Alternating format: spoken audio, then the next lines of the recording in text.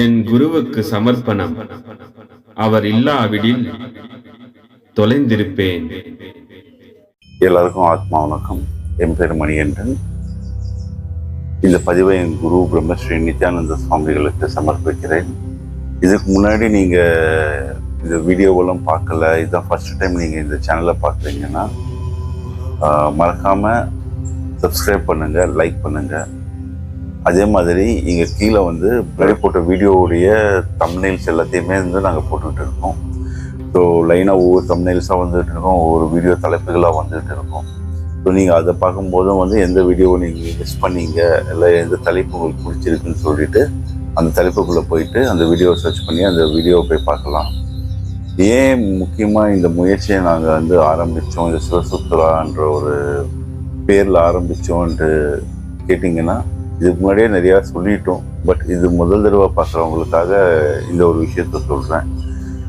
எங்கள் குரு அவருடைய குருநாதர்கிட்ட இந்த ஆன்மீகம் என்ற ஒரு விஷயத்தை கற்றுக்கொண்டு அதில் கிட்டத்தட்ட ஒரு 40-50 காலம் அதில் பயணித்து அதில் நிறையா ஆராய்ச்சி பண்ணி அதை எங்களுக்கு உபதேசமாக கொடுத்தாரு. நாங்களும் அவர்கிட்ட இந்த ஆன்மீகம் என்ற ஒரு விஷயத்தை கற்றுக்கிட்டு அவருடைய சமாதி நிலை வந்தபோது அவர் எங்ககிட்ட ஒன்று தான் கேட்டுக்கிட்டாரு, நீங்கள் அடுத்த தலைமுறைக்கு இந்த ஆன்மீகத்தை எப்படியாவது இதுக்கு சேர்த்துடணும், இந்த கலையை எப்படியாவது இதுக்கு சேர்த்துடணும், இது எக்காரணத்துக்குள்ளும் அழியக்கூடாது என்ற ஒரே ஒரு வேண்டுகோளின்படி நாங்கள் இந்த சிவசுத்ரான்ற ஒரு விஷயத்தில் ஐயா எங்களுக்கு சொல்லி கொடுத்தது, எங்கள் குரு எங்களுக்கு சொல்லி கொடுத்து அவர் குரு அவருக்கு சொல்லி கொடுத்த இந்த விஷயத்தை நாங்கள் உங்களிடம் இருந்தது சேர்ப்பதற்காக இந்த முயற்சியை எடுத்திருக்கிறோம்.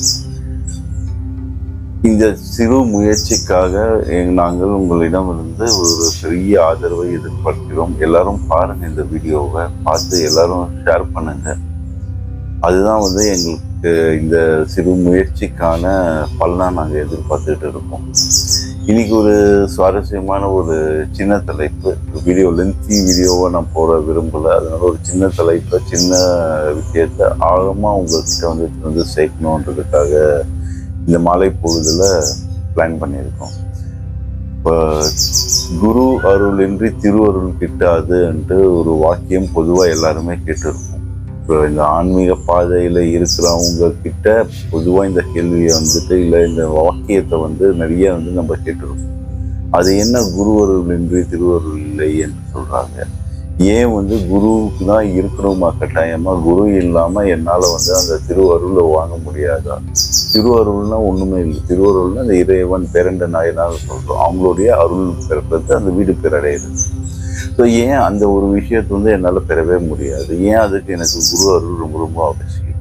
குரு அருள் இல்லாமல் என்னால் நான் டைரெக்டாக அந்த பேரண்ட நாயனாரை அடைய முடியுமா முடியாதான்றது தான் இன்னைக்கு ஒரு கேள்வி.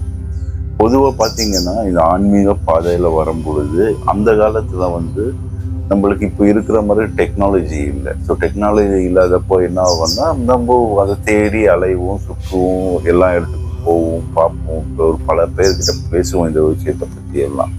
இப்போ நம்மளுக்கு டெக்னாலஜி வந்துடுச்சு. ஸோ யூடியூப்லேயே நிறைய விஷயம் நம்ம கற்றுக்குறோம், நிறைய விஷயம் பேசிக்கிறோம், நிறைய நாலேஜ் நம்மளால் எவ்வளோ கெயின் பண்ண முடியுமோ கெயின் பண்ணிக்கிறோம், நிறைய நாலேஜ் நம்மளால் எவ்வளோ கெயின் பண்ணிக்க முடியுமோ கெயின் பண்ணிக்கிறோம். பட் ஒரு விஷயத்தை நீங்கள் நல்லா யோசிச்சு பாருங்க.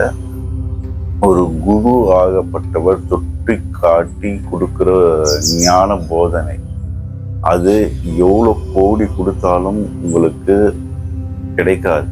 அதே மாதிரி ஒரு குரு ஆகப்பட்டவர் கூட உட்காந்துக்கிட்டு அவர் சொல்லித்தர ஞானத்தை நம்ம பெறுறதை விட வேற எதுவுமே உன்னதமானது இல்லை. அப்பேற்பட்ட திரு என்ற இறைவனை வரணும்னா ஒரு குருவா மாறி தான் வருவாராம். ஒரு குருவா மாறி நம்மளோட பயணம் பண்றவரா, நம்மளோட இதே உடல், இதே சதை நரம்பு, இதே மனிதர்களா நம்மளோட பயணித்து நம்மளுக்கு அந்த போதனையை கொடுத்து அவரோட ஆட்கொள்வார்னு சொல்லப்படுது. ஸோ இப்போ அந்த இறைவனே வரணும்னாலும் அந்த குருவா தான் வருவார். அதனாலதான் சொல்லியிருக்காங்க, குரு என்பவர் தாயை விட சிறந்தவர் சொல்லியிருக்காங்க. ஏன்னா இந்த ஞான தானம், இதுக்கு முன்னாடி வீடியோவை பாருங்க, பார்த்தீங்கன்னா உங்களுக்கே தெரிய ஆரம்பிக்கும். இந்த ஞான தானம் என்ற ஒரு விஷயத்த யாராலும், அதுதான் தானத்திலேயே சிறந்த தானம், அதை பற்றி எல்லாம் நிறைய பேசியிருக்கேன். ஸோ அதெல்லாம் பார்க்கும்போது உங்களுக்கு இன்னும் கொஞ்சம் நல்ல தெளிவு வரும். இந்த பதிவை பார்க்கும்போது இன்னும் நல்லா உங்களுக்கு புரிய ஆரம்பிச்சிடும்.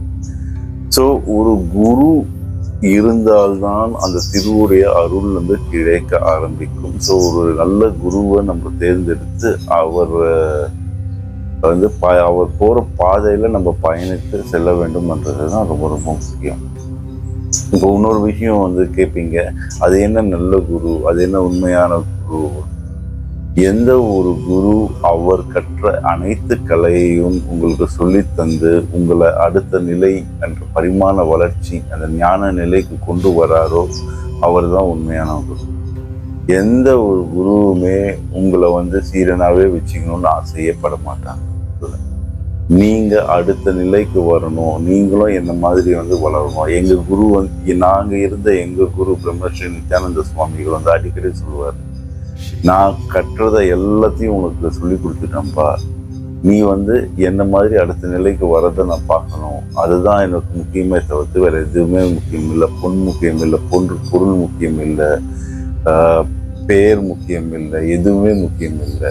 நான் கற்ற கலையை நான் உங்களுக்கு முழுமையாக எல்லாத்தையுமே கொடுத்துட்டேன். ஸோ நீங்கள் வந்து அந்த கலையில் இன்னும் மேல் நோக்கி வளரணும், அதுதான் என்னுடைய எதிர்பார்ப்பு அப்படின்னு சொல்லிக்கிட்டே இருப்பார். எல்லாருக்கிட்டையும் அவர்கிட்ட உபதேசம் வாங்குவது.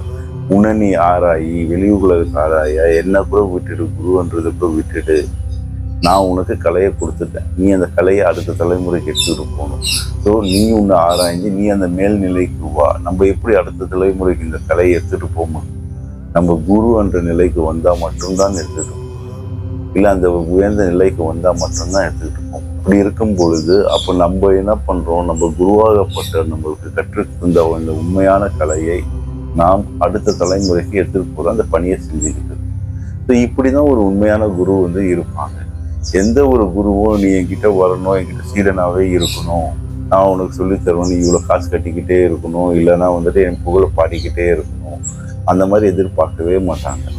ஸோ அந்த மாதிரி ஒரு குருவை எதிர்பார்க்குற குருக்கிட்ட நீங்கள் இருக்கிறீங்கன்னா நீங்கள் உங்களை நீங்களே ஆராய்ந்து கொள்ள வேண்டியது ரொம்ப ரொம்ப அவசியம்.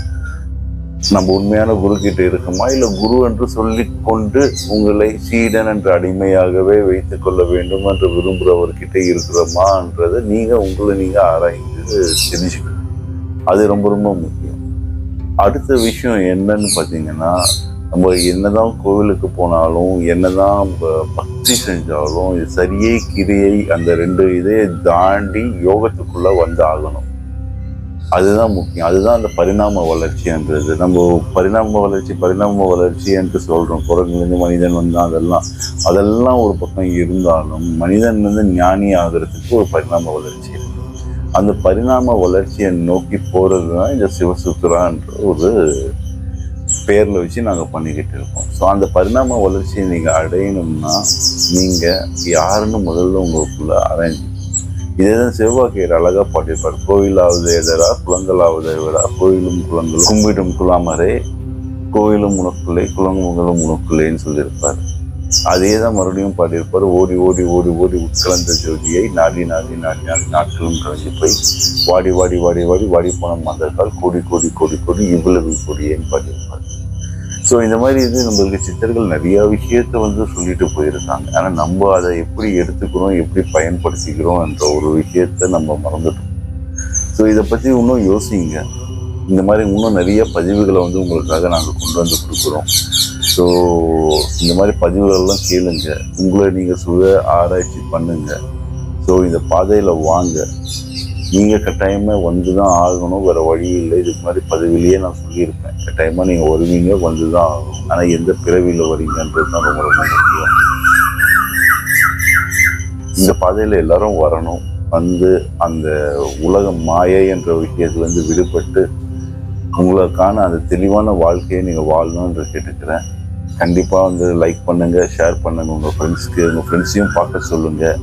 இதுக்கு முன்னாடி போட்டிருக்கிற பதிவு எல்லாரையும் பாருங்கள். எல்லாருக்கும் நன்றி. என் குருவுக்கு நன்றி. அன்பே சிவம், மனமே குரு, ஆத்மா வணக்கம். என் குருவுக்கு சமர்ப்பணம். அவர் இல்லாவிடில் தொலைந்திருப்பேன்.